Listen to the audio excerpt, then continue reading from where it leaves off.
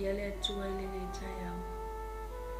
E whafo I pia le vi inga, o le whamanu, o le whanetanga, I le atua o le te tau ia I le vi inga. Awa o ia lava, wa ia tue saunia fo I le nei avano matango pie, ia o whapena ona mafuta I fo I, pe talatala noa I fo I, pe whaasoa I fo I, ia le whanau le atua o atalii ma whawhina o le tupu I le nei tai au. E le awa noa mawalunga, o whapena o na maua mawaina ma le au nei le nei tai au. Ia e whaftai e bea le loto I le atua, awa o ia lama e tuatasi, o ia foi le mafua anga o lo tātou wola.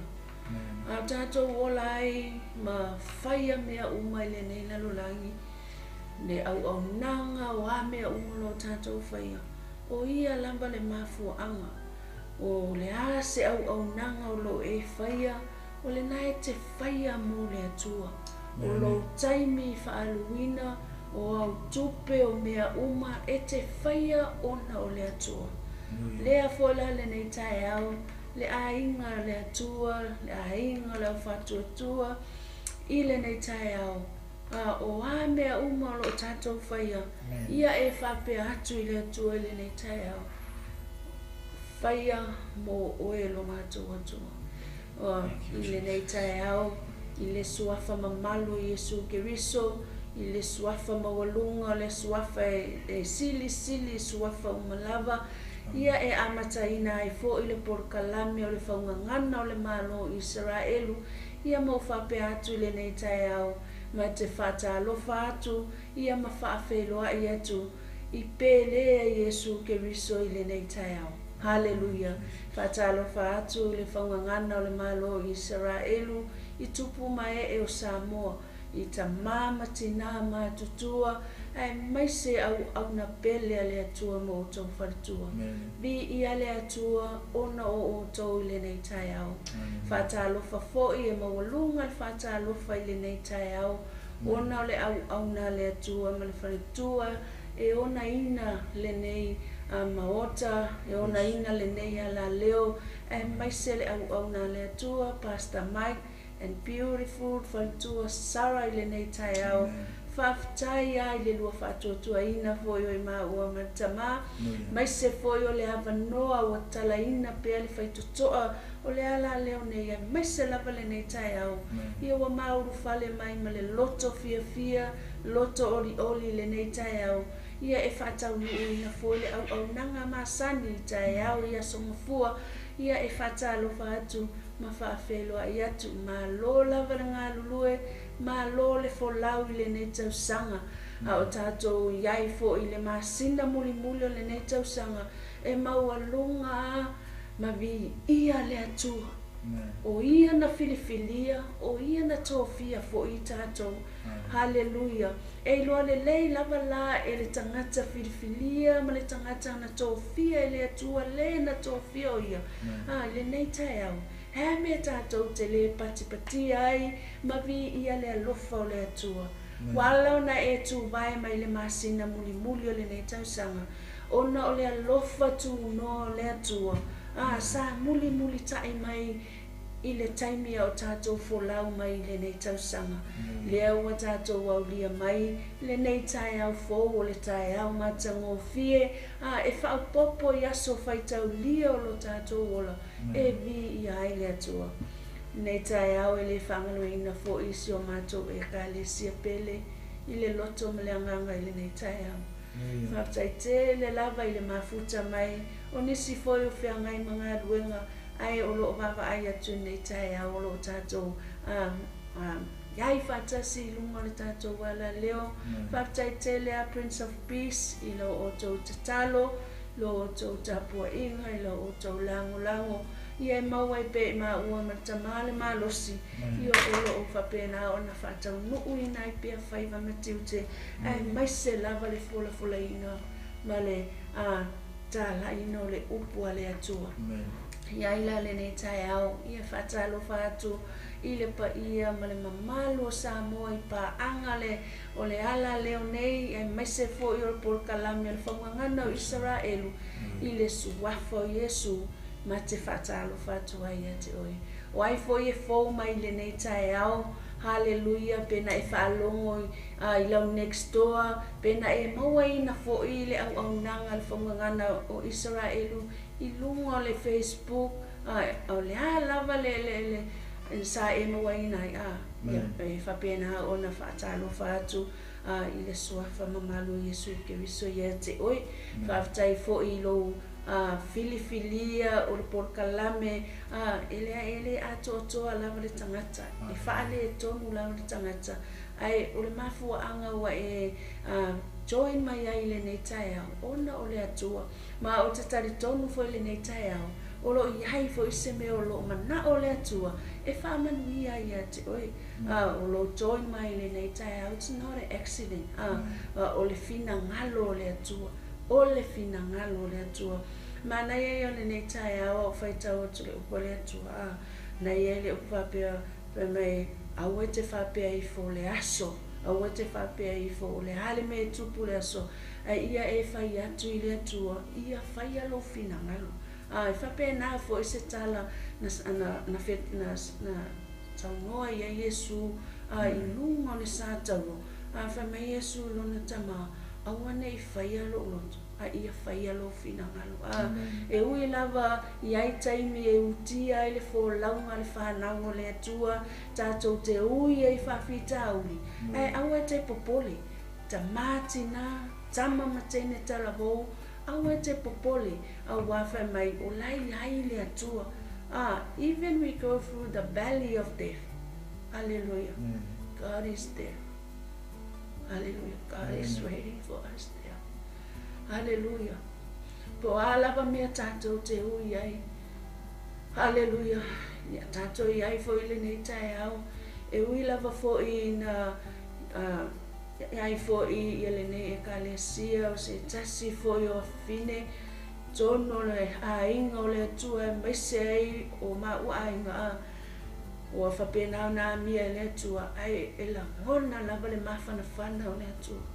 Mea le ana o tau tala i vai aso lea ia tātou whata ua le ngaluenga nganga pa ia wa whamai o ia na te wha ofuina i tātou le afu mawhanawhana na te wha mawhanawhana mai whapena volale nei tai au o la ngona lava le mawhanawhana na o le ngalue le nganga pa ia o le atua whaftai lo mafuta mai whaftai lo whatanga ina fo i o le Faugagana o le Malo Isaraelu tono maota malawa Vea lava se meo e maua mai ai le nei whasalaunga ia whapena ona whaamanuia le atua i le ainga pele le Global Kingdom TV le nei tai au. Hallelujah. Whatalo whatu foi, se tasi foi o tamau whapena ona whaamanuia mai foi le nei tai au le ngā luenga whai tamai atu puola o whapena ona mai moa mai Australia ia whaamanuia le atua le ase mele na te mana o ele nei tai au e whaia ele atua pe whapena ona tuu atua ia i o tātou loto ngata i lea o tu e whao le nei lalolangi e nuu o le atua ia i leanga le lei o le atua hallelujah whapena ona soasoani mai le mana o le atua i le amataina foi o le porkalami o le Faugagana o le Malo Isaraelu mai se fo le taimi ia tātou te whalongolongo ai i le whetalai mai o le atua e ala le na upu i le nei tai au ia ai le tuina atu lau ona le atua ia ai o le o saunia se tatalo ia e amataina ai le tātou porkalami le nei tai au hallelujah ia vi ia masanga vi ia pea lo suafa o oio le atua mamalu, o oio le atua i pa ia, e sili lava o e lo mātou atua. Amen. O oio le atua o Abrahamo, le atua o Isaako, le atua o Jakopo. O oio le atua o le ala leo le Global TV, o oio le atua, hallelujah, o Isaraelu. O oio lo mātou atua, o i mātou o lau whanau. Au mātou iai le nei tai au le amataina o le pokalame ua e sila pia lo mātou atua E mua ona momoli atu o mato loto whaafitai ia te oe. Awa o e na e whaia le nei aso, o e fo'i na e au maia ma e whaupopo mai le isi aso fau. Whapena o na whatau nuu ai o mato whaiva ma o mato tiute, o ngā luenga lo mato o tua. Mato whaafitai le ola fau ma le malo si fau, o le loto fau e tu uina ia te i mato le nei tae au. Mato whaafitai ia te oe uia na whale tonu le tangata. Ai e le suia i lava lo walofa, e le suia i lava lo wanga le lei, e le suia i lava lo wha maoni ia te i mato o lau whanau. E te sila fia o mato loto, mai lava i o mato tumwa ia o le lofi o mato vai lo mato atua. Mato whaafitai ia te oe, au mai mua mai le a inga pele o leo whatu atua i le nei tae au. I e whamanuia atu i ta mamati nā mātutua. Lo lato whaiva o le tatalo leo leoa, ai mai se ei le lato tapua inga lo mātou atua. Au na fo i mawhale tua, ai le ngata i lea lo mātou atua, a inga mawo. Hallelujah, o ai fo i e fo mai lunga le nei ala leo lo mātou atua. Wa e sila fia lo na ingoa, wa e sila fia fo i lo na mana onga tama. I e whaia o e tusa o lofi na ngalo. Talo tama, anga lelei lo nu o Isaraelu i le nei tai au. Anga lelei fo i se o mātou atu nu o Samoa. Ai maise o atu nu u malapa le nei lalulangi. Nei fo i atu nu o mātou no nofu ai tama. Ia iai lo anga lelei. Talo tamai le nei tai au, tuina atu lau au nei a Mike ma le wharetua ia Sarah ma le nofu alo.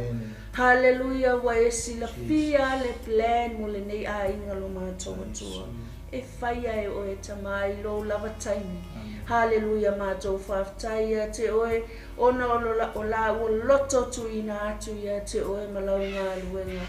Talo tamanga le lei, hallelujah, ia isi o mātou e ka le sia pele, whapena o na ui ai, hallelujah, ona o lau palau pa ia se taso a whawhine, hallelujah, mātou te tari tonu ia te oe, alofangia fo'i, lo atali ia lifi malisa, hallelujah, maise o a inga lo mātou atua, ia i lau wha whanawhananga, talo ta mātu ina atu ia te oe, hallelujah, lau upu le nei tai au, le taimi fo e te tala ina ai, ia whapena ona iai sia nganga, e ai ina lo mātou atua, o ai fo e foula na whalongo le atua lo mātou tama, talo le ngā ruenga le nganga pa ia o lau afio e whalau tele, le atua lo mātou tama, talo lo mātou atua le amataina, ia iai lau afio te tonu fo lo mātou atua, e te whai wina fo i le nei tai au.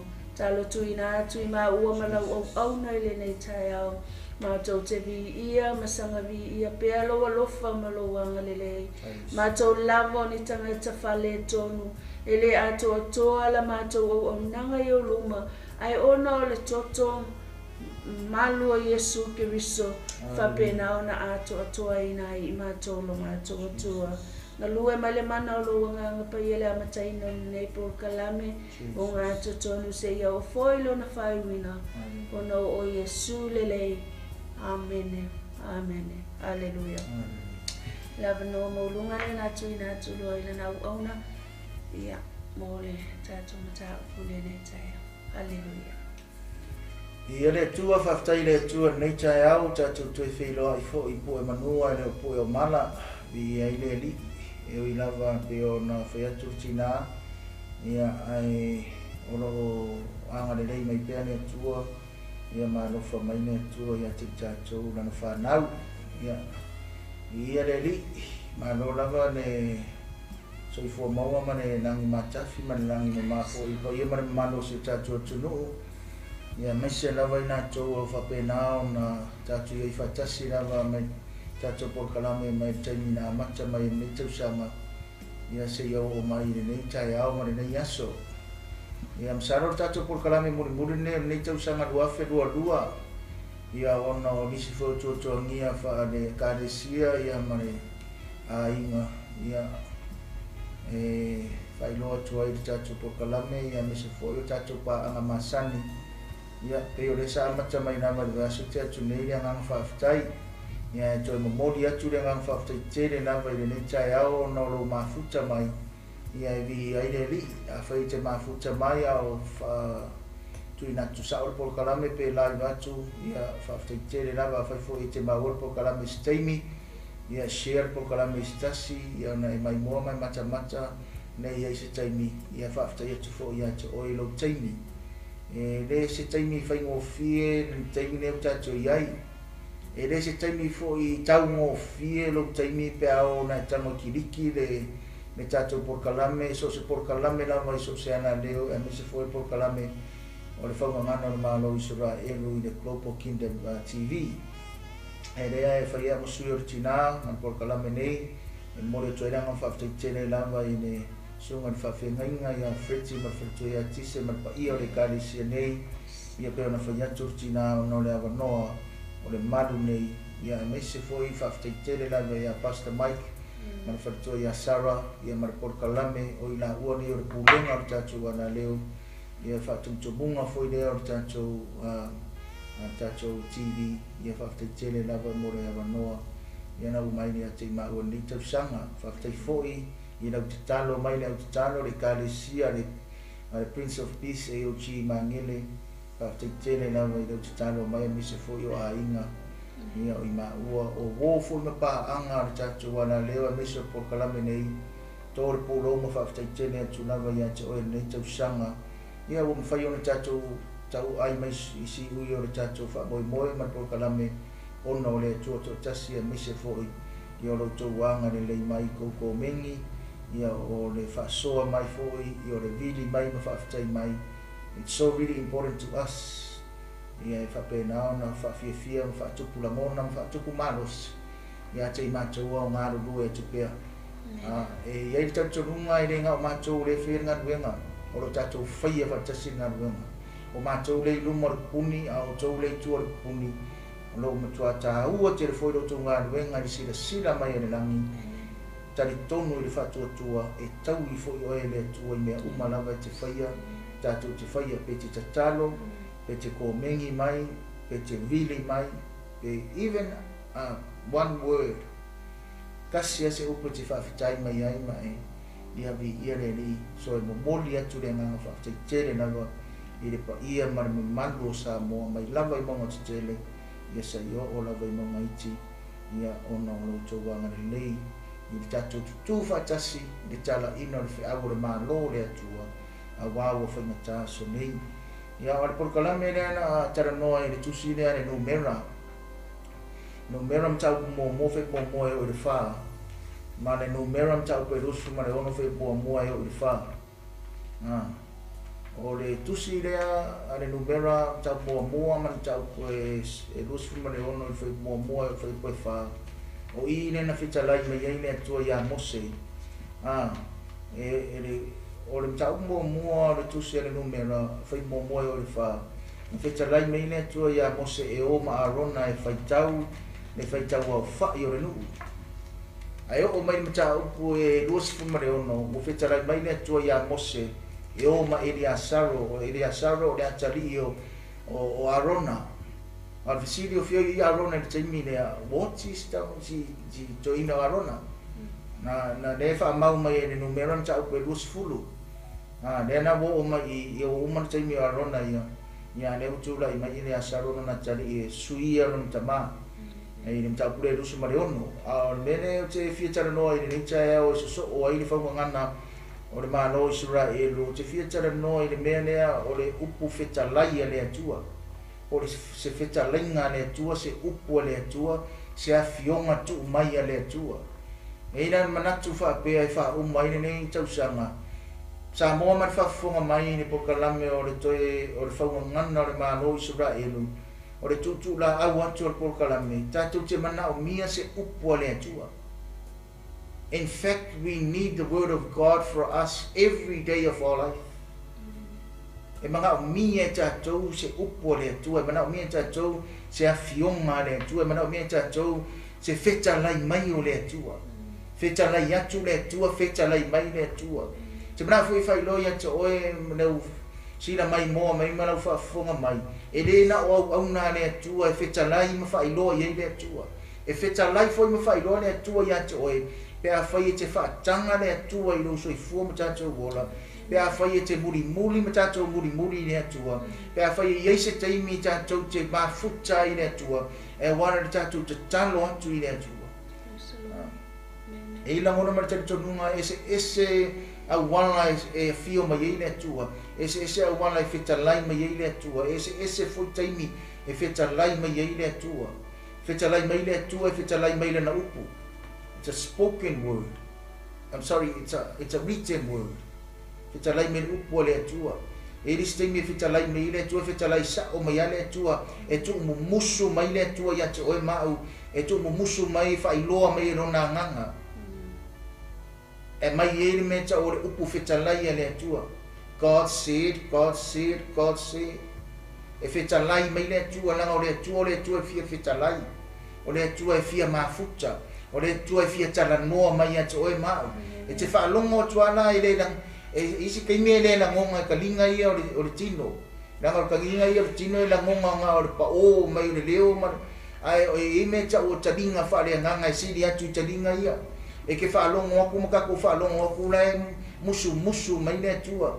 Na e tala noa mai le atua i ate oe mau.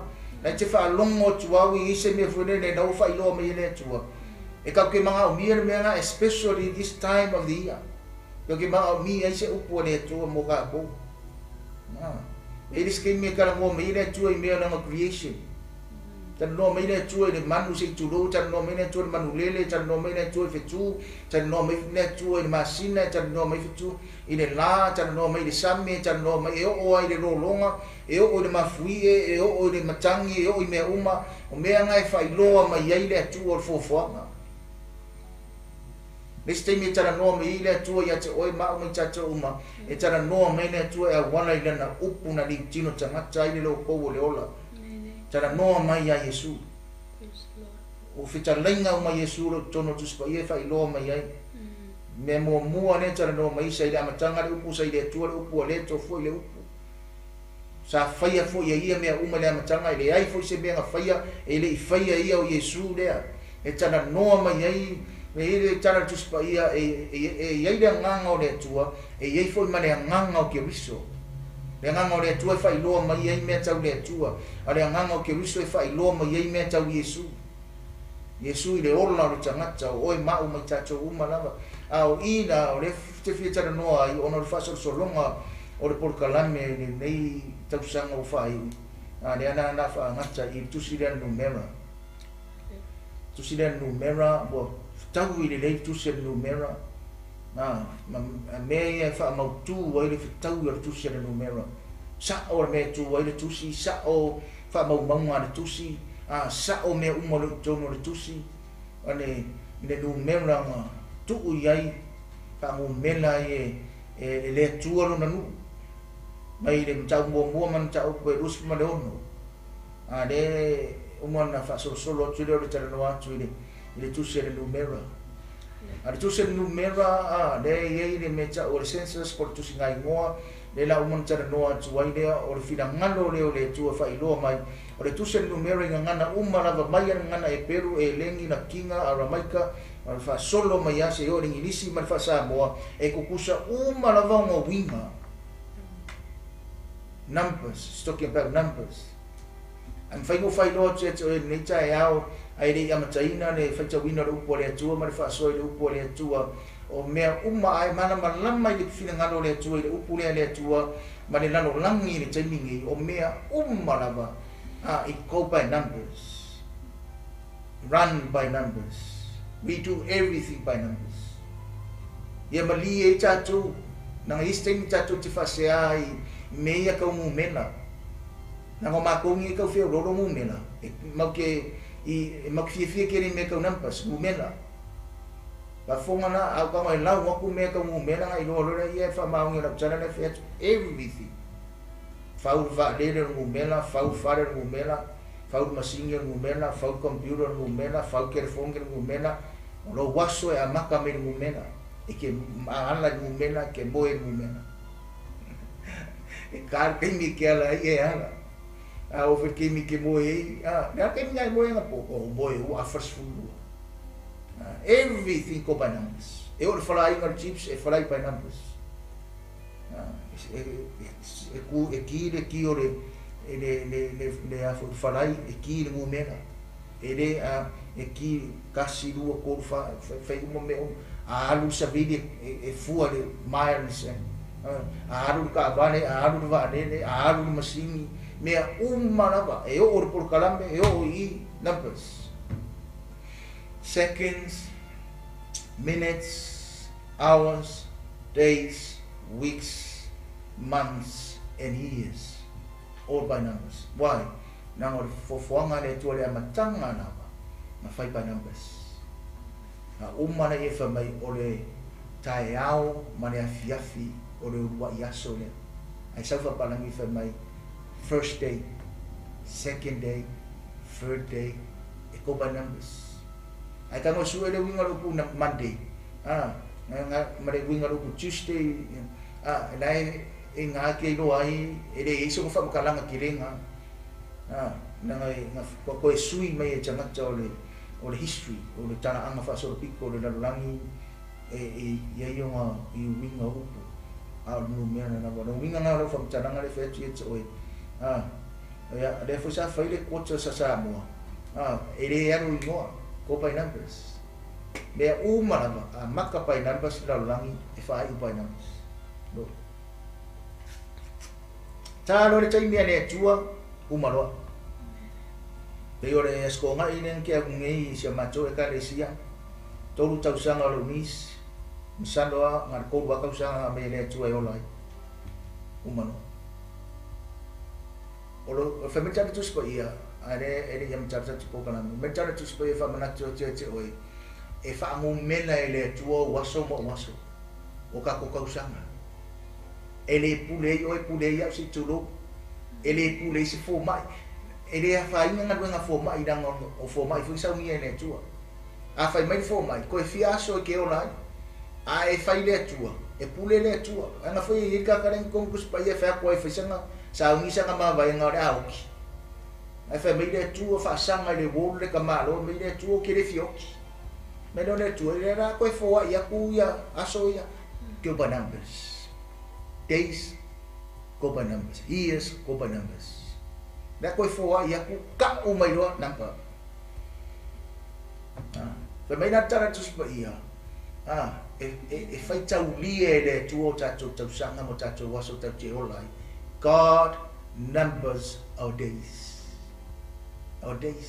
so ore fa malo si dan por kala me e le so ina le fa ngana le Malo Isaraelu o fa malo se por kala me o me umma ngai fa ngai te mingi fai mo ro wa inga fai mo se fa ngau fai mo le kalesia ngai ke nga lu ai fai mo le Malo le tua ma fai mo le tua o isi ngaka o umma va ya so le ai ya se mi o fai mo le tua fai mo se fa ngau fai mo se o to lua ia fai mo se o inga fai mo se o kalesia ma se au na le tua e ke fai adona me mo le tua le kalesia le ka o ringo Yesu ma le fai fe au le fai fe au Yesu mai sa o fai po kala me Yesu ma to anga ta la I so fo Yesu na o fai nga wenga mo le Malo le tua ngai va ai le e ka penga o le tua yo waso mo tau sang au ke popole a fai mai fo mai e to I o nga wenga nga fa fo mai a fai mai fo mai e ke o e le fa pe ngo fai mai ya ko fia va yaso number ko fia aso number ai a o fo ngai madi e ke madi ura re kai ni nga madi o si ko inga se ka madi o mafi ia ra ko mu re kai ni vai number madi o a fa su kasi ele mara mara me ro rang ngi pa le se mu mena le me nga fi ngalo ile tu ai ya Isaraelu ni kusilan no mera ya nero so ni tu e to ya wa ingi e fa sia o ngi ka ko fa sia wa e o en mele ye e ka ke ye le lo rang ni me umai o va i be o irmão lo na ye ya te mi ke lo Almering Malo, I had a sue common from among Malo, I are eating or thinking. I issue a movement. My by the Nerfa just short program. I buy a tono passport, a pico de one woman, Faquasa with information in that. So a sue more in movement. My by the meaning are owing it, Tamata, ya, count a stomach. A couple of numbers. Ele numera, bank account numbers. Fakavidi afiriki mai aoi kupe kopa numbers. Adena na faitau le tinane le mene te fifa malo se peono foi atu. E tatu te mana o mia se feta lenga ale atua. Tatu te mana o mia se upu ale atua. Na faitau le tinane fai mo tu sile no numera. Ana tau mo fa mo. Ua whetalai mai le li ia mose I le vau Sinai, I le whale ta whai o le whapotopotonga, I le rua I aso le masina e lua, I le tausanga e lua, talu o na lato o mai, nai le nuu e kupito, ua whaapea mai. Whaipa e lua? Whai tau mai ia le au whai o le whapotopotonga uma, o le whanaunga Isaraelu. O lato I tu a inga o lato tama, o le au whai o ingoa, o tane uma taito atasi. E afua mai I e ua lua fulu o lato tausanga, a toa mai e ua matutu ai, a toa uma o Isaraelu e mawhai o na o I le taua. O oe ma a rona lua te whaitaulia I lato I a lato au. Eia te o rua fo'i ni tangata, e taitasi tu a inga malona tangata, o matai I latou o a inga o latou tama. Mana o mia se whetalai ngā lea tua, leo whetalai mai lea tua ia mose. Whetalai mai lea tua ia mose, e mana o mai lea tua e whaitau ne nuku. Ne whai mei ne whai mua. Ar mene te mana e wha mamawha I le tautalanga I le nei tai au. Ai fai tau fai mua e o le fai upo e tolu. E wha tolu ngā tau mai le ngō Isaraelu. Lai fai tau le nganga makamai kuspa ia. Ia se ia o mai ani nganga ngiris. Kia wai re karkongi au fai mua ngā sa wai. Ai vai e fai mua se koe fai kawha reo tele la virtina fai mua wha mono. Se ka kukul makai po fere ngō Isaraelu lai fai mua. Ua whetalai mai le ali ia mose, I le vau Sinai, I le whale wheta whai o le whapotopotonga, I le urua I aso le masina e lua, I le tausanga e lua. Talu o na lato o mai na le nua I kupito, ua whaapea mai. Okay. A tato tiro whaitau, ro whaitau whaadua, e le ise ingo Isaraelu I le whai mua. Au I ngāre I le Isaraelu mua. O ngā kako mtau po le whangu ngana o Malo Isaraelu, ngai wha manatu mai I ngā whai mua. E leo I eina se ingo Isaraelu, particularly the name Israel. Pada o lai ei le mea lai sui ei le ingo Isaraelu I leo. O le upu leo le sui nauna, o le pronoun ngai ngā, o la tau. It's talking about Israel. It's talking about the Israelites. O le Israel mua ngā pēr, whapere isa utus pa ia, mo fusi tai mi te whaitau wai nang ki o whapea, la whai mai ai resi ngō Isaraelu yo. Lei ei le sui ngaungai ngā, o le ngoa la tau. Talu o na la tau o ese mai ai kupito. O le Isaraelu mua na whaunga ngana o Malo Isaraelu, me wha manatu atu ia te oe polokalame muni o nei tausanga. O le Isaraelu mua na ngai sui mai ene la tau. E wha manatu atu ia te oe me mua o le Isaraelu o ese mai. Le Isaraelu o ese mai. The Lord spoke by special revelation to Moses in the wilderness of Sinai in the tent of meeting, tabernacle, on the first day of the second month in the second year after the Israelites came out of the land of Egypt. O le whamanatu la por kalame le neita ia o Isaraelu lea o whetalai mai ei lea tua ia Mose. O Isaraelu lea o le Isaraelu o ese mai. O ese mai fea. O ese mai ai kupito. O ai kupito pe o whaiatu le vasu kia ngei. O ai kupito o le ata o le nofo polonga o le nuu. o le ata o le pulenga sa wā le wharauro na lua sa pule ai ma le malosi le nuu. Wo ese mai le nuu i le nofu polonga. A le neu wha manatu mai e le atua i le tuse le numera. Ma whetalai mai e le atua ia Mose. Whai tau le au whai o le nuu. Le nuu le au le atua na o ese mai ai kupito. A le memo muana le te fia marama atu i le porokalame toi wha manatu atu ia tātou. O Isaraelu lea wai o mai le tusia le numera. O Isaraelu o ese mai. E ui angau mai Isaraelu le tusia le Esoto. Ma wha solo mai le tusia le Levitiko. Ma o mai a ia, ma ko mumu a ia, ma ki ngana whai e le atua mea ke kele, ma mea fofongia, ma ma venga, ma mea umana whawhanga, ma whasava mani, whai mai e tai e le ao whani utu i le ao, a le afi whani utu i le po, ki ngana whai e le atua mea umana whawhingu ma aima. A le Isaraelu le whai ama koe tau ma whau i o. Nga whai ama whai rako kala i o, ko mumu ya Mose. Le ngai ua ma whai ma le kupua le nga whamatala atu le. Whai ma le masese ma le du. A le Isaraelu le whamanatu mai tātou porokalame le ni tae au. O le Isaraelu whai mai le tana le tusipa ia. O le Isaraelu lea le nuku lea o la tou lea. Nga o ese mai le nuku o aikupito. Ma ele o aikupito. O le Isaraelu la mua. O le nuku o ese mai. O ese mai aikupito. Le ase awa o ma porokalame mo tātou. Whamanatu ia te oe le nei vai aso na lua. O le nei masina, rasa sfulu lua ngi ya, rasa sfulu lua nei o le masina, sfulu mane lua o le masina, lua afe lua. Sabi tau sanga lua afe lua.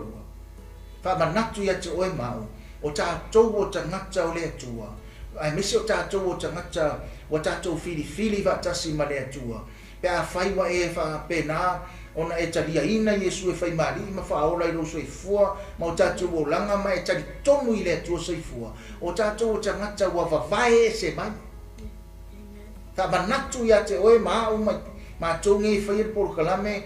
It's just a reminder of the word of God to us. We are set apart people. Whamena tanga tuspa ia whamai e ui lava ngai le lalolangi tātou ai leo ngi o le lalolangi tātou. Although we are still in the world, but we are not of the world. We are not belonging to the world. We are belonging to the kingdom. We are belonging to Christ. We are belonging to God. O ka kou o tangata o le atua.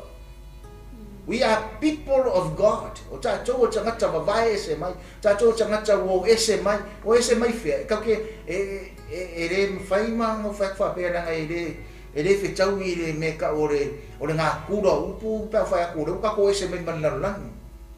Nanga ko e mai isi tangata. Ia o ese manlalangi ni nei e o whai mena iai o whai mai lak whasa launga nunga le ea. Nea? Ana a whai mai, alanga e o mena o te tara noa tuai e le whaare tino e whaare anganga. A e sira fia nam to e mana tua e tātou tangata he, o kako o ese mai ngā mea. Uma nga ko kay ni nga. Hallelujah. Uma. E ngo fa ko vaske ngi ne fe me ya ni si di nga masinga masese. Saudade se kam fa se e. O winga nga ki apuro. Winga nga sa kangi winga fa so na mena ne si umo ka ngo kai nga se e tu po ta vita. Se nga fa so sa kangi. E fa di mena. Me ko ngwane. Ai fa manatu ia te o ngi vai ngal porokalame sa moa si o tunu pele ai le fa pe fa tonua ai o le upo le atua fa me tala tu spa yo le atua mai a wao e a wai e fa tonu e fa poto ai tātou i le a mi o tonu le atua e le isi a mi o tonu sis ai le a mi o tonu le atua ka ke popoko ai le a mi o tonu le atua e sa o ka ko me fai le a mi o tonu le atua e sa o ka ko wala e le ai masisi sa o yo mara. E o ia mātou ngi, te iwanga ngā waka ko mai, wala a watu le atua, wha ai loa mai wala a o mai, o wala mau mga ala wha ai loa mai, ia te au Fai loa mai ke safari ala ile aso e ke safari ma usafari yala o le tua o le ame kongu ma le ame sa o ngane tua ai fa ma o fai loa ya to en to fa famu ya te ta to ma ka ko sa mo a fai bo umanga e fili ma le tua fili fa tasi ma le tua te manu ia ai talia Yesu fai mari mo fa ona fa mai o ina to umo en talia o iem fa to tu en suafa na ia ba tu e le manu ia ne ia ta o ina to a tali ma fa fine o lea tuma. Lea tuma. A whai o monta tu taria Yesu whai marim wha ora e tātou langa. Please, we are Christian. We are Christ followers. We are Christ ambassadors. And we are citizens of the kingdom. We are sons and daughters of the king. And the kingdom, and his kingdom. Please stay where you are. Stay where we are in this season. Au ngi fa se e tātou e mori Christmas. Au ngi fa se e tātou kankangi mai o longo. Au ngi fa se e tātou I talaga. Singa. E nei ai no. Ka ko o ese. Wo ka ko ese mai I o ko a fai mo ngafa kwa ko wo I ko piko man ia o ma ko ese mai. O ma ko ese mai. Dia mana tua lai o ma. O ka ku ka vai ese o yang ka ko la langi ni ai o ese ata to fa ngo fa pe aku ya ke so I fuam ka ko wona la langi a o ma o ka langi ka ko malo aka ko pe pesera malo ia ka ko wa mi ko mo ma bio ya mi on malo ka ko muri ya no malo. It's not that easy, but we can. There is a possibility we can still stay in that narrow way. Nice, jump from the narrow way to the broad way. But let me tell you something. There is no excuses. There is no sideways. There is no go astray. There is no end until God say, "Well done, my good and good and faithful servant."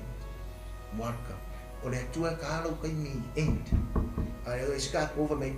Ado wa pidioka wo ya ke se ma pidioka se o malo lo. Se ko o ku ma singa fo. Ko o so mo no na ia. Ai la kwa le mai a lu ya mai a lu ia. Au ka ko. Fa ba na tu ya to. Me mo ka ko wo se me lua. Lai sau fe po e lua. Ei po lua si fe chau fe po lua mo le. Pai tau mai ia le a whai o le whapotonga uma o le whanaunga Isaraelu. O lato I tu ainga o lato tamā o le a whai o ingoa o tane uma taitu o tasi. Pai tau mai le a whai o Isaraelu uma. Pai tau mai le a whai o ainga o lato tamā. Pai tau mai ma le a whai o tangata. Ele foi com ele. Isaraelu o nato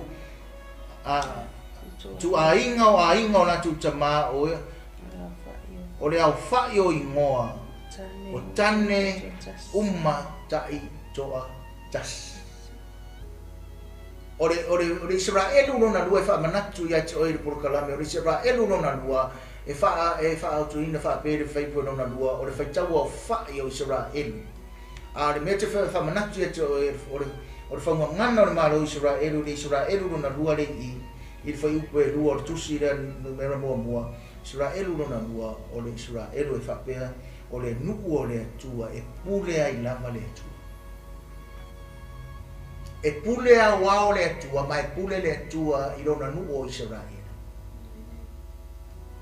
pule le tua lona nuku menga ne ngofe kwa ai fa tau mo ne no foi nga tupu mtau pe lusu mata se mo me nga si se ai ata vita tupu Israel nga si se nga o fai mai wa fa so ina o ia sa kangi fai me ne fai tau mo no al fai tau ina no al fai tau ina no o Israel ele pule ita vita ele pule se e pule ile tua na ngore ngu o manga baba ese wa ngu o mga babae ese o vai kama o mga e ku le la lo langi a le ngu o so e maka kia le nu na sa mo ma fa fo mai tele o ngu a mesa ngu la ngu kwa oi ngu la na nakka ye le tu i ngu o le tu la ikka ya Isaraelu la fa Isaraelu mala kofi ke ro me nga le ngam e mo ia Amerika me uma al mene le pe ku makira kira Amerika o ngolo Amerika na ku si la fiere le ya era rufa ke le Isaraelu era rufa ke le Isaraelu na nga ele pe pelo ru po le tu o ka ngaka ya rufa fa manguia ro mu fa manguia a ka ngaka fe kai ma fa ma fe ku mo fa ma la ya ro mu ke ko sa ye ke ka le ngu la le o ngu e pu le tu o le ngu o le tu ma fili ngu umma la la ai vai fa ngu la la ngi pe fa pe ke su me va vai ai vai me ku o Isaraelu e ku le o ngako komu the center of the world e i o makare la la Isaraelu is desse aku ngu keri mara ngu e ka kia me umma me ka fa fo mai me o ka me kau me uma ka waka mai ai fa fa ma mi na kana ka ngole su e sisi ngu o Isaraelu na o fa ki o fa miringa uma ia bo fai uma isia ku o le mang fai Isaraelu le mang fai Isaraelu ai sia nga ta mai ka wa ku fa ko anga o ke ku mai funga fai vai o ke ku wa ku yo me ka o ke ku mai ir ka ma wa inga o ke ku wa ku yo health na su e Isaraelu la ko wa ia lo na to wa ia vai la au ile manga o Isaraelu import se vai la au e fai ina ka nga ka ile covid kaya na to ia le foi sa un media fa se foi tangata ngai mare nga anga ru o le tu mena o fa manga ku ia ki o Isaraelu no malu ai ku le ile tu ku le tu no mangu mena ne nga fa mai nga sala ile no o le tu ile bo mo le no foi nga tu nga fa produce markas o nga wa se ta bitse na me fa ba fa longo ta bitse i fa so songa fi nga manga ko ile ka vika o se me fa ka makan ne na ngol menga me ne tu e fika ringa ne tu fa ya mose ba longa mose ba dia sa me umma na le upu fika lai me ne tu fa lo mai na ngani sa ba di mai me na ne se mena fa lo e o sta no longo por kala ne le Isaraelu no na no fe au mo oi ma o le tangata ba bai e se tangata e pule ile tu oi ma o le tangata e pule ile tu ele ko pule oi ya ki oi le ko pule au ya cha ele to pule cha cho ya cha cho fa fonga a fa ferme na fa me nga me ele tu nga fa me ki ku nga ku ki ko le pule mane mana a fa me fa ele ko pule ada o mai pule mane mana listen o le pule nga ele au mai ele tu ki pule ya o pule au ya o le pule nga fa me o le pule nga ka ko ke so dia ngata ma akarapa ka ke pule ye fili ka ke pule ne o mai kau ke pule ai kau ke fa manolo ai mai kau ke kuli ai ke mongi kau ke fa sa lo choi changacha ka ko ke fa ye nga wenga ne tua ile pule nga ar pule nga ile ko pule ya oi ma uro lopo ai fia sa ai fia mofo ai fia ka kalo ai le fia kalo alu ma singa ko fia ma singa ke le ka no ile o le pule nga e pule ile tua menga nena kana ngone kiki o vai nga mo tatu te menga nga ninga fai metara tu spa pa mai so mai fai tau I ya fionga le tu metara tu spa ia a mai rora kama mari kenge ngofo pa mai rora o nga tu spa ia le tama mari tina po le tane mane aba ele ko pule o e aba ya o ele ko pule o e kange ya o a fai mai ya nga ru e fa tas aku ku mai na ni sisi mea o le taimi ngai le ka penga ko ile ne ava a le fa kari le fa kwa fai ava o le taimi ngai fa fonga ako ku aku le kiki ko lo tara me fa poi ponga le uma sangi ka ko wa o inga ora me ka iki mare e fai me finga ne o le fa mau fai le ku singa fai le mama fa mau ina kama mar kengi wo yo na saungi fai poipo pa pengane menete fia fa matana tu ya oi a fai da mama fa ma ar kama mar kengi no winga wa yai me foi le wa kapenga masaungi wa seda patu la wa e saungi ni me kele le ora so fa poipo ai le fa pe foi fa ma nga sa lo ko ya na yo ka nga ya do ko su e mi si fa ma no e le lu fa ma o tanga e kasi fa ma e sa ngi fa poi po fa pe nga o e ma o ro ki mi e o tu yo ta tu tanga ya Yesu o pule le na le ka pe nga fa poi po ma su tele le mena ne ke ma fa lo ya cho fa mene ne ka lo ngolongo ni Isaraelu na no fa be o le nu o le tu o le nu e pule le tu o tanga o le tu o tanga e pule le tu masinga ni malie na hoa pule le tu e lo so fo mo mo ai fa i pule tanga ya i no na ia ola ma ni te wa e oso pe mo fa ku wa e oso ku fa fo se fa singa na e oso ko le fa fo ma e wesia ko ya ma ya no ya na o me re vana au le tu e ta lo fa al pule le tu mai fa lo ye tu ni cha o le pule ile tu e lo so fu ma cha cho ile tu pule ya cha cho an lui ma ba nga mo fe cha fe ko to ya fu mai ye ua lua fulu o la to sanga a toa mai ua matutu ai a toa uma o Isaraelu e mawhai o na o i le taua o oe ma a rona lua te whaitaulia i la tau i a la tau au. We are coming to the end of 2022. Mai ka ko le whai unga o le lua whelua lua. But still, we have battles. Ka ke o mai a i le tai au ngei, ma le masinga ngei, sa ungi wha uma, ia i atau. Ka manato le Isaraelu nonga kolu, o e luas fultau sanga malunga aku, le lato malosi malunga le kiki aku, o e malosi ma e mawhai o na o e tau le tua. E whai o e tau le taua. Na wawai aku masai li atu, ko e ku aku le loko i le li.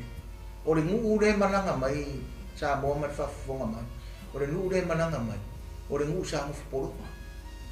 Ngā le pāwari mea, o le usu kai au, mai le pō, usu kai au mai le pō. E se keimi a koa ngai kongo i kupiko ngā o se whaingo se kaua. Au mai fo i le mananga. E le ia o ngā kaua, e o mai mananga mwhai mai. Ma whai mai lea o ngā kaua. Pei o le kaimi ngi. A le Isaraelu lea. O le Isaraelu whai mai o le nuu e whea ngai pēa mataua. O le nuu lai whea ngai pēa mataua. Battle after battle, war after war. Fight after fight. Whea ngai pēa mataua. A leo whai mai lea tua to tofi. Upua lea tua mose to tofi luas futau sanga malunga le kiki aku. O e ma whai ma kau le kau. Ko whape oi. Na ko kofi ra ngana. Peo kaimingi se ilonga e o fia kau sanga. O kau whai Isaraelu ia kusa ma kuira ma Amerika mea ngoi ai. Ea maka mai ai pei au le high school e maka mai inga ko ringi ka miki. Ko ringi ka miki whaingo le kaua. Ma isi aku ngu uma, e o whaingi New Zealand. I ko ringi. Na o whai aku mea mako Isaraelu o le kama le keimingi e sfufitu tau sanga wa maka ngā verunga le fio. O le kenge whakari se sfufu walu tau sanga, anga ko ringi mai ai le teenager. Ko ringi mai ai le sfufu tau sanga. Ko ringi mai pe whawhenga, ngā ori ngā monga whanga, ko ringi mai, ko lengi me pe fa fen fa ile ma fa fa wa me umma la va me ka o fita le leo pa ise leo pa fita maka mai o me umma la va mo la va mai fa ka ma fa au ku ye ile o mo me umma la va so sta macha la va oi ma fa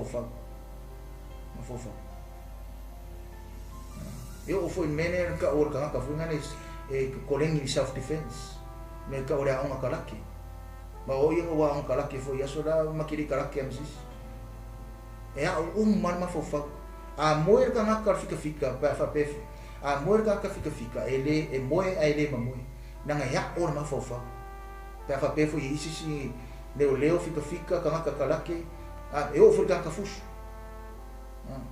na nga ki kana mo aku ne e moe a le nga o e pe a e moe e ke moe e ke mafau i le fili na sa e a o fu i lau moe e ke re so nga moe e a o le whaingo lau ai e a o whaingo mea uma a o i kai mai le atua mose ngā le kofi a le usfulu mai e lunga aku e ki oa sa o le pese a le pischapu e whemei e ke a o mai a uli tau ke a o mai o lima le taua e ke a o mai a o le taua mene nga mga o ile atua nga unka ngaka ya vango le usfulu le malunga aku ai a o mai e le atua le taua e fai loa mai e le atua le taua e au mai e le atua le tauina o le taua melo ke mga fai loia ki o Samoa fai mai a o le nuo le atua i le atua e manguia mai malo le taua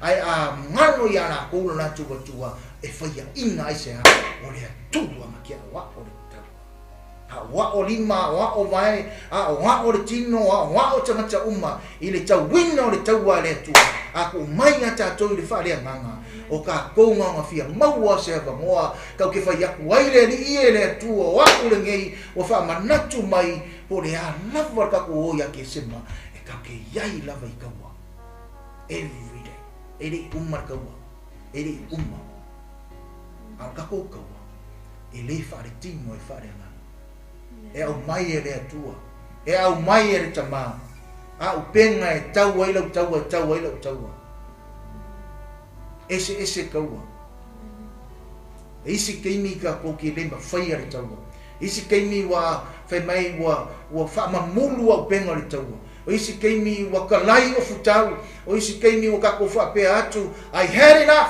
we had enough le so malosi o ke ko ku ko ilunga e ko kau e mai tara tispa ia ka moe ma fa na mo lava o ia fia lava o ia Jehova pa moe ma fa la lango ma fa tu Isaraelu muli fa matala mai ele taua ale no ulia ole no ule ile tu ole no ngao ese mai ale no ufo ole no ue saude tu ia fa loa mai ele tu kaua le kofi o ai wa vangoa fia ngai o maro fai kau do mu fai kau do ai mai se lava le o fai o e mafai nga o ile tau fai kau le mu o ai wa vangoa tau mai i pa ba ai o fai kau nga mo le mu e ongo se lau ma le tolu afe lima se lau lima sfulu tangata pai ngor taua pai ka unga nga lua le nuo e ongo se lau ma le tasi afe fitu se lau tolu sfulu tangata fa pe pura mo manga o me ile tu fai tau le te bra fai lo ia choi ile manga o me ile tu fai tau nuo ma fa na ngolang o ka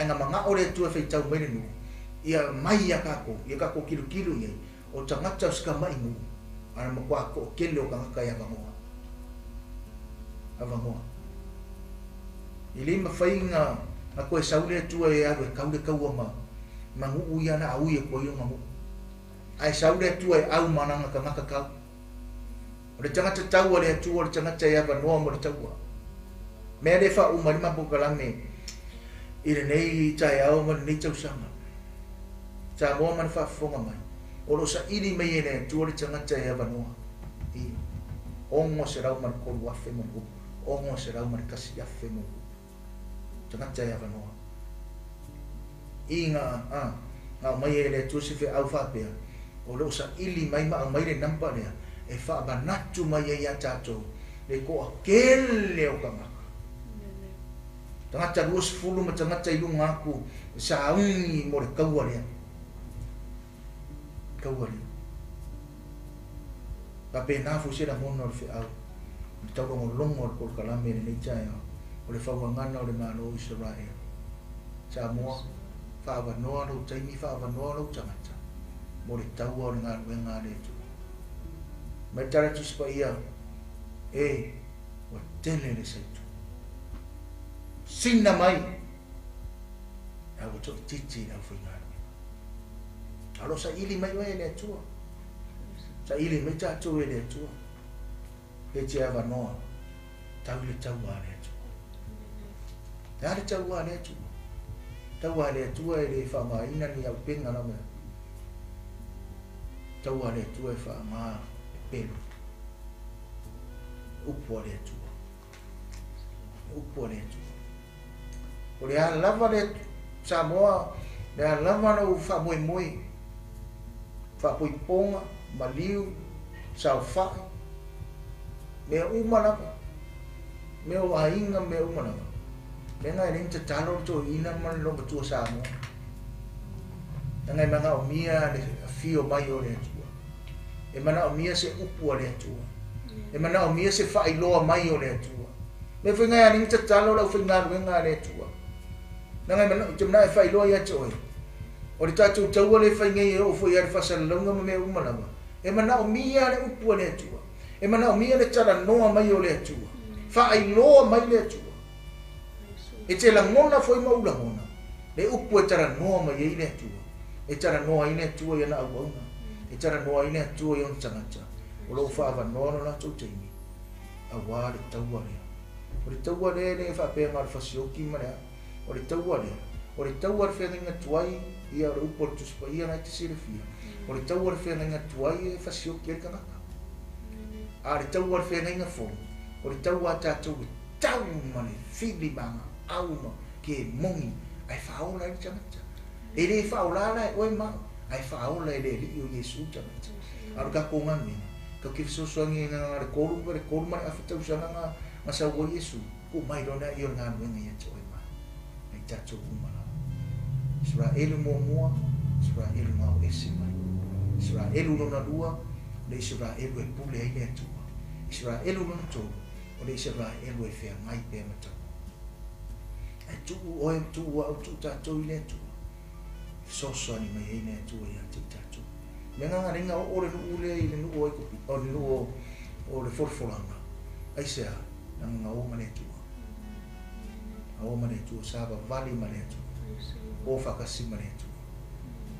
Na winga le upu Iakopo e wha o mai pokalame. Na winga le upu Iakopo o le muri muri. To follow, to be behind. O le muri muri. A le winga le upu Isaraelu o le iai whaatasi ma le atua. O le manu malo whaatasi ma le atua. Triumph with God. Mana o whailo ia toi. Mo umar taimi o le tātou muri muri. A o le taimi, mo te tauang kako iai whaatasi ma le atua. Kauang kako iai whaatasi ma le atua. Everything we do it with God. O le theme ngā mata o tara vau ni tau sanga.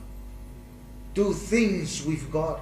Nanga le tele o taimi, e mawhau whau a tātou, kau ke whaia mea mō le atua, kau ke whaia mea ngai ea le atua, kau ke whaia ngai o God is up there, God, but bringing God with us, do things with God. Whai kako plan ma le atua, whai kako kongu ma le atua, a makalo wasa ma le atua, sa vavali ma le atua, oh ma le atua. Be with God. Inviting God in our life, our plans, everything. Even going to the end of this year, bringing God to your life. Vala awatu le atua, mai le atua. Me nganga malo i le nuu leo Isaraelu. E ngā lungana lo, lunga o tua, lunga o lalo. A ngā iaia ma le atua, ngā o ma le atua, ngā filifili, e le atua luna nuu. Natu ia te oe ni jaya. Triumph with God. Mangu malo le i le atua. Oa mea e ui ei, oa mea tato ui ei. Pe a e le maunga ifo le wanu. A kako iei ma le atua. Kako ke mangu malo. Teimi o mori tato. Father, we thank you so much for your word. Thank you, Holy Spirit, for your anointing. Thank you for your people, those who are watching, and those who are sharing the program to others. And that is our work together. It's our nia ele tua to I ina matatai. If it's so swani ate oe arona mamose. pena fo i ngā ruenga e whai e manuia le malo lea pe a matu ngā lue whatasi a tali i ma whawhine o le malo tali i ma whawhine o le tupu pe a matu ngā lue whatasi e saunia fo i o ele tua tangata e sosoani ia Pastor Mike Masaro mari ala leo ni mari whaalau tele ina o le whiaua le malo le tua sosoani whaamanuia se o matu watu nu pele o Samoa so se Samoa ta ape tu e whiara nei lalo langi au na te tofi au na te talo au na ngā lue so se whata whaitaulanga ma so se mta whai oio lo ngā lue ngā whatalai whaamanuia lau whiu e tele ni anganga e whaolaina tele ni anganga e Salamo tele ni tangata Samoa e saunia mo le malole ola e whaavavau tau pele tau le se yo na vala mai lo macho matai e na wana le ie ma le fa maoni u fo mai e fio fa mai se ma fa na ro na to io no la wala au ie pele mai mai fa ma via lo fio le tua ya ya tu fa uno ne tausa fo fuanga ainga fo fuanga tangata au no fo fuanga no mai kalesia o fangia o whaamanuia e ala leo nei le atua ma ala leo malava whaamanuia le potu le nei le atua i toenga o le nei tausanga ai maisi o le ala leo i masini whaamanuia lau fio i le whaunga ma le mana uri mawai whaawau i pe lau whaamanuia matama e alu o lau tare le lei maisi o lau auna ia freti ma whatua ma le kare sia nei whaamanuia lau fio le i e si o mato atu no pele o Samoa whaamanuia i mato uma whaamangalo fo iso mato se ono o Yesu le lei o wa au atuai ma ole atuai i le nei tai au mato le whafte tele Yesu le lei amen amen God bless you whaamanuia te ratu le tua manuia Krisimasi manuia fo i tausanga fo tatu toi wheiloa ai i le tausanga fo mei pi o le masina o Februari ia o ngai whaina wasilisi o le masina mua ia whamuia tere atu le tua ia te oe ia manuia tere o la sanga uma mo wala uma ia whatasi le tua mo tau o no Yesu le lei God bless Shalom